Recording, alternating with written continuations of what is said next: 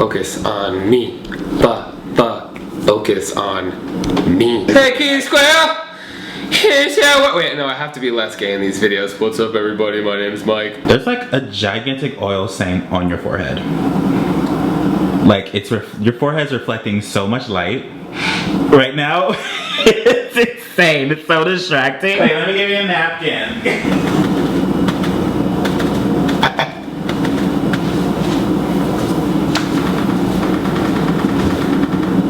Okay, that kind of worked. What's up, everybody? Welcome back to another episode recap of Lohan Beach Club. I'm MikeMGTV, and let's get the fuck into it. Unlike Lindsay. I'm joking. You can edit that out. You gotta edit that out. I don't want you to get in trouble. You'll get in trouble if you don't edit that out. I'm not on the show anyway. Don't give a shit. So the episode starts out hectic. Panos is summoning a demon, while Lindsay is playing with someone else's child, with consent this time. Keep your mouth shut. Very friendly.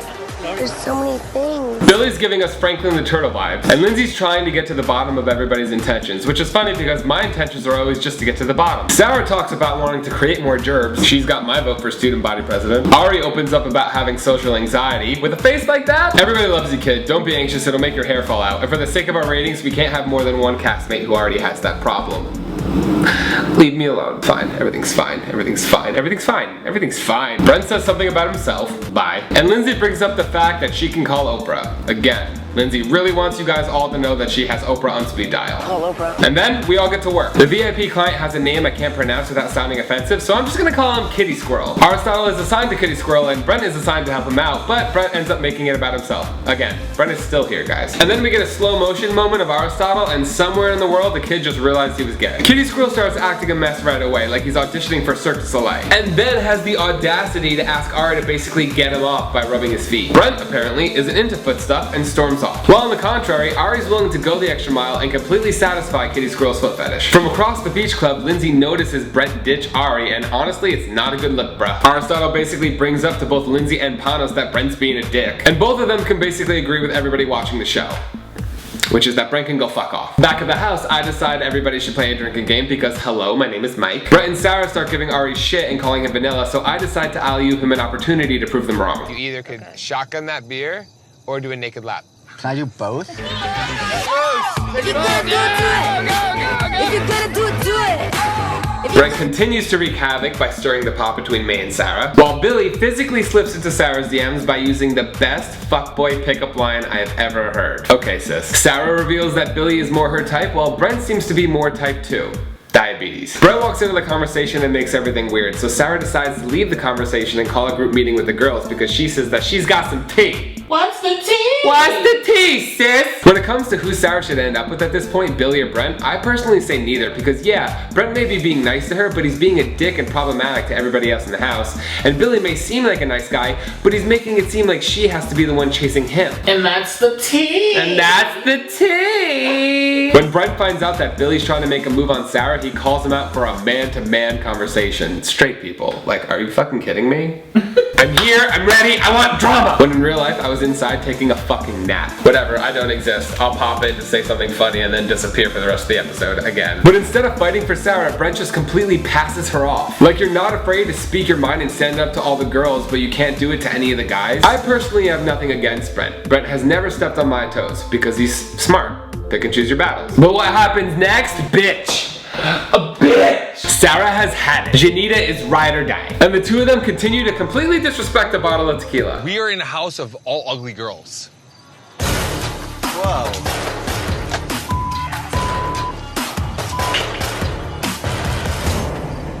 Bitch, yes! Gang gang! So, it's actually girl gang. Oh my god, it's Sara Tariq! I didn't know you were standing there this whole time. Let me get you a seat, 1 second. Okay. Well, you're not wearing pink, so technically you can't sit with us. Oh my god. Alright, okay. I got Sara here since you had a big integral part of this episode. Okay, so you're behind the bushes, behind the little wall area, and you hear Brent like talking shit.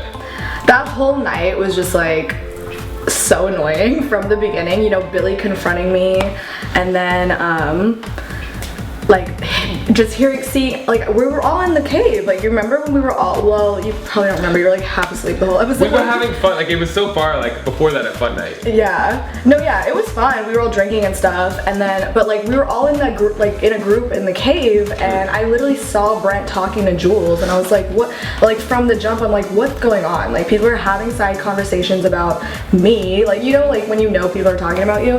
So that's why I saw Jules and Brent go out, and then Brent came back, called Billy out, and I was like, do you guys, I think in the show, like, you can see it. I'm like, Yeah. do you guys see this shit? Because I was like, what the fuck is going on? Yeah. So of course, like, I want to be nosy and want to get the tea, so I like walk out there and I try to listen in on their convo, and I just did not like what he had to say. Did you think he was gonna like say those things? Like, were you caught completely off guard? Yes, like, this guy has literally been pursuing me this whole entire time. Yeah, because you were the only one he was really, like, he picked his, like, fights with everybody. Yeah. But he was always super sweet to you. Yeah, for the most part. So I think it was just To like... my face. Yeah, I think like his ego was shot, so he tried to like come at you to bring himself up.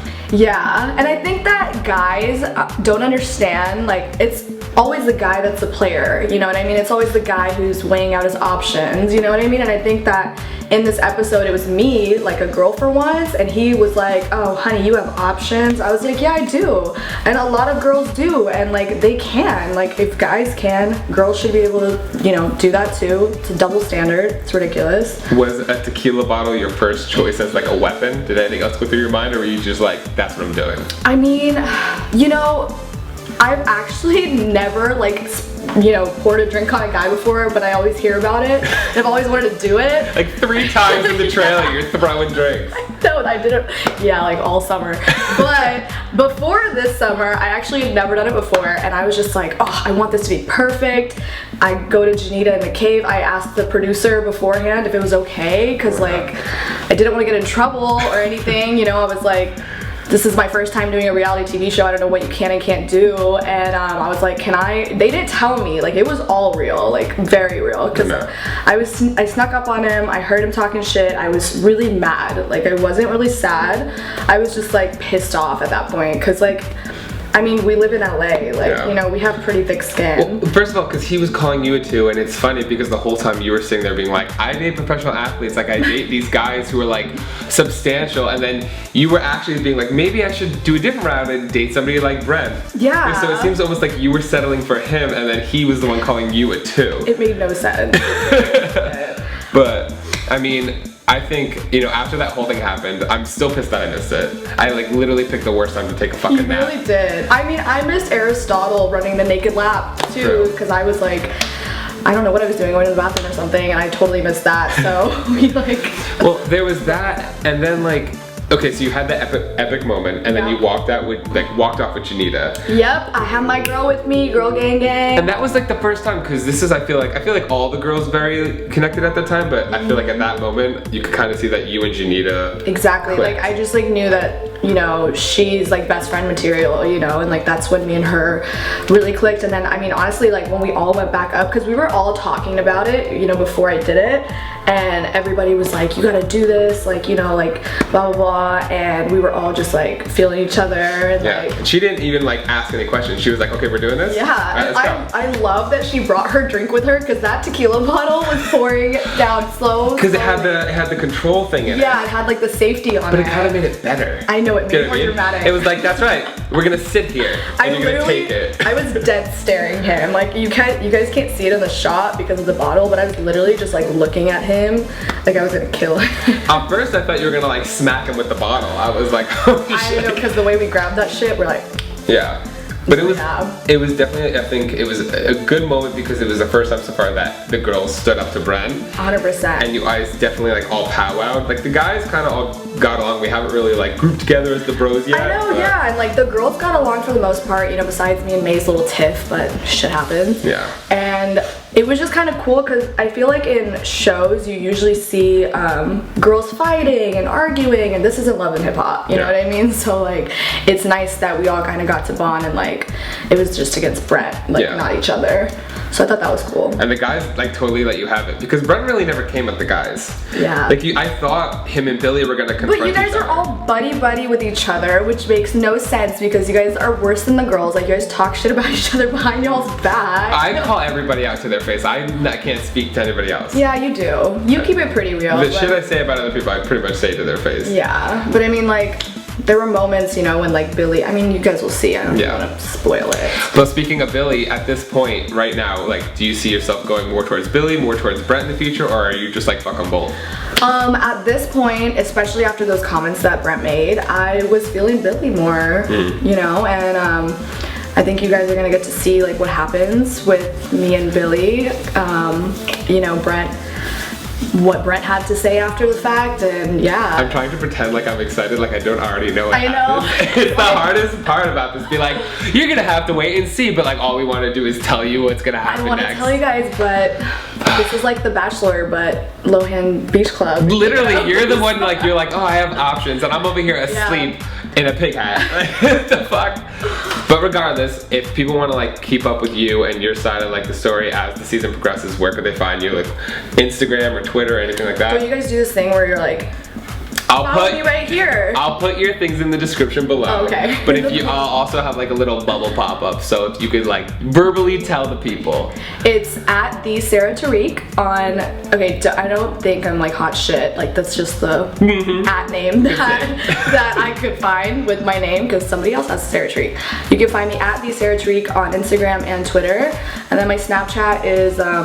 You guys can find it on my pages. Yeah. Perfect. I'll put it all in the description below. Perfect. But if you guys enjoyed this video, be sure to like it and subscribe for future videos. I put them out every Tuesday and Thursdays, but sometimes I'm late. And always remember, on Wednesdays, we wear pink and review that week's episode of Lindsay Lohan's Beach Club on MTV, Tuesdays at 8, or on demand, or sometimes on their YouTube channel. All links will be in the description below.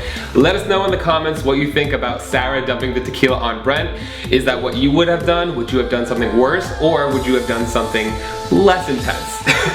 Regardless, I'm MikeMGTV. This is Sara Tariq. And you're fucking welcome. Snap! Yes! See, she does it with both hands, Lindsay.